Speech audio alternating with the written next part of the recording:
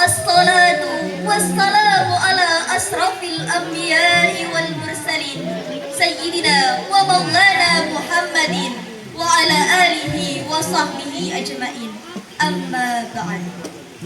Dewan Hakim yang arif dan bijaksana serta hadirin yang berbahagia.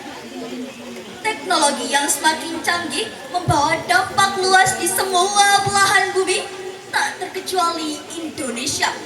Ia laksana pisau bermata dua, bisa memberi nilai positif dan negatif, tergantung siapa yang memanfaatkannya.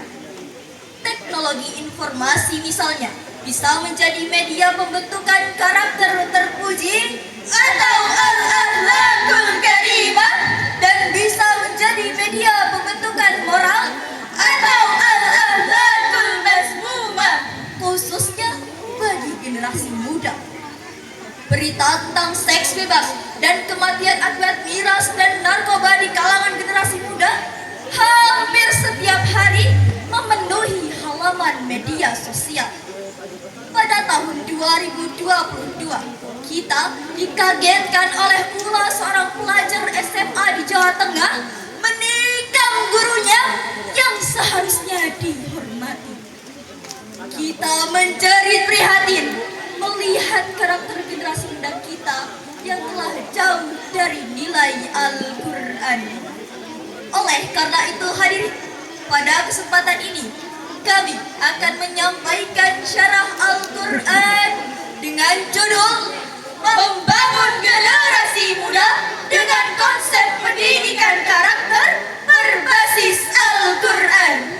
Sebagai rujukan, mari kita dengarkan firman Allah dalam Al-Quran surah Shad ayat 29 berikut.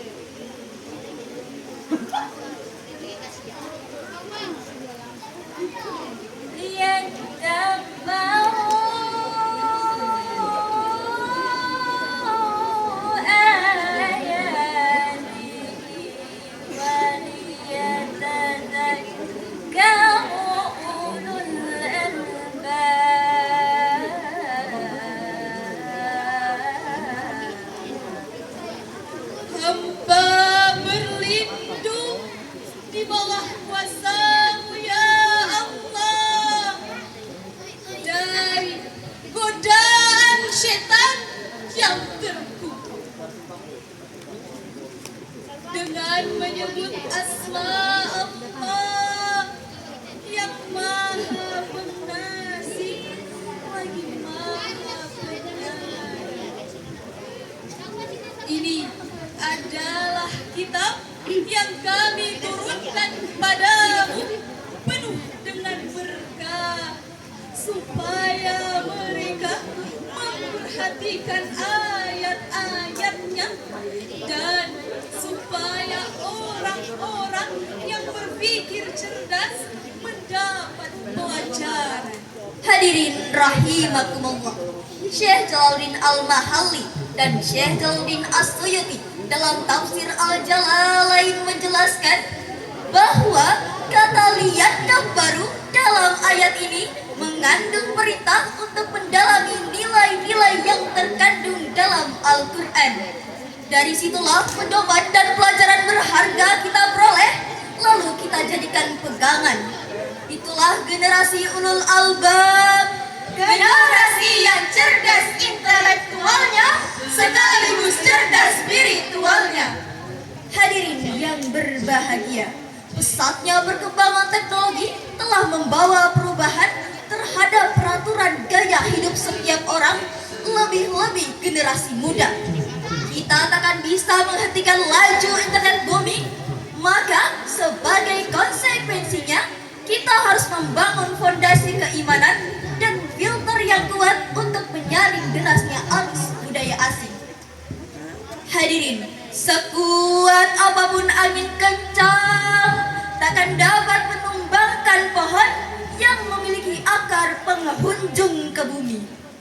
Sayyidina Ali bin Abi Thalib radhiyallahu anhu berkata, Angin kencang yang menerpa bukanlah untuk menggoyangkan pohon, melainkan untuk menguji sejauh mana kekuatan akarnya. Tantangan pendidikan lebih kita rasakan pada masa pandemi. Pandemi juga berdampak pada meningkatnya dekadensi moral generasi muda. Berdasarkan data dari Indonesia Corruption Watch, jumlah pendegakan kasus korupsi pada tahun 2022 mencapai hingga 209 kasus. Kerugian yang dialami negara juga tidak tanggung-tanggung akibat kasus korupsi tersebut, yaitu mencapai 27 triliun rupiah. Tanah yang cukup untuk membangun 1000 madrasah serta pondok pesantren dengan semua fasilitasnya.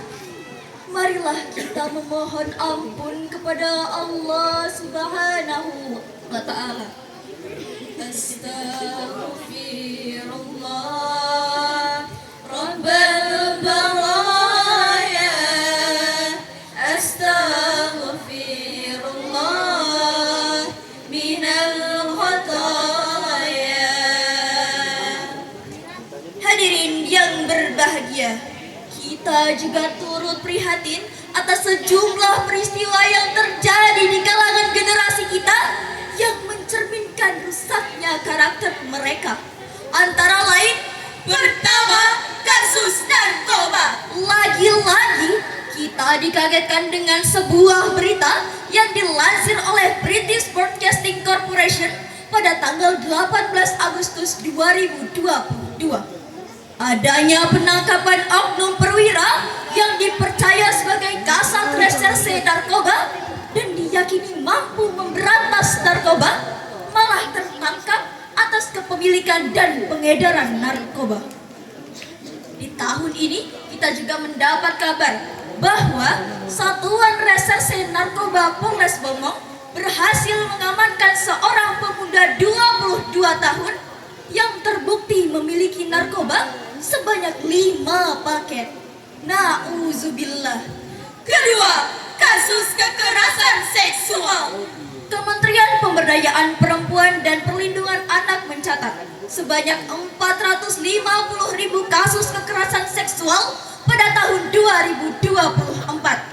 Hadirin, kami ulangi sekali lagi, 450.000 bukan 45 kasus.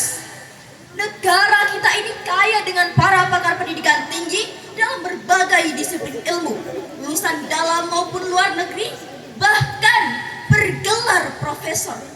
Tapi sayangnya di antara mereka masih ada yang tak berkarakter. Beberapa kali kita mendengar di sosial media kasus asusila antara guru dan murid, dokter dan pasien, ayah dan anak, dan masih banyak pelaku lain yang seharusnya melindungi dan mengayomi. Betapa perih hati ini menyaksikan begitu banyak kasus yang melibatkan generasi anak bangsa. Bahkan orang yang selama ini kita kagumi keilmuannya berteriak lantang melarang korupsi, Ternyata tertangkap KPK karena kasus korupsi. mereka berorasi, berjuang atas nama rakyat, Tapi ujung-ujungnya merampas hak rakyat. lantas timbullah pernyataan hadirin, apa yang harus kita lakukan untuk menyelamatkan generasi kita dari karakter perusak masa depan bangsa?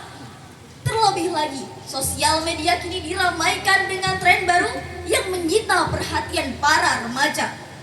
Remaja dari berbagai daerah berlomba-lomba membuat GoTen sebagai simbol eksistensi dan gaya hidup digital terkini dengan gaya velocity.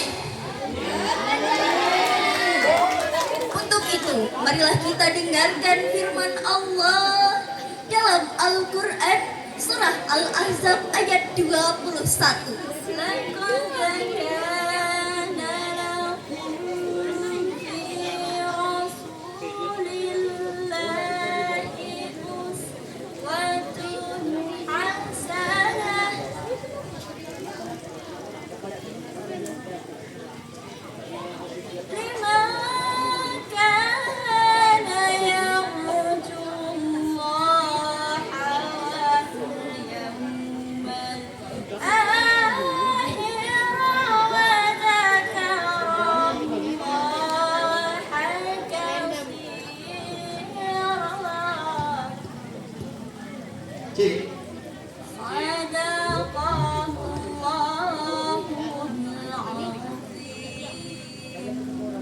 Sungguh telah ada pada diri Rasulullah itu suri teladan yang baik bagimu, yaitu bagi orang yang mengharapkan rahmat Allah dan kedatangan hari kiamat, juga banyak mengingat Allah.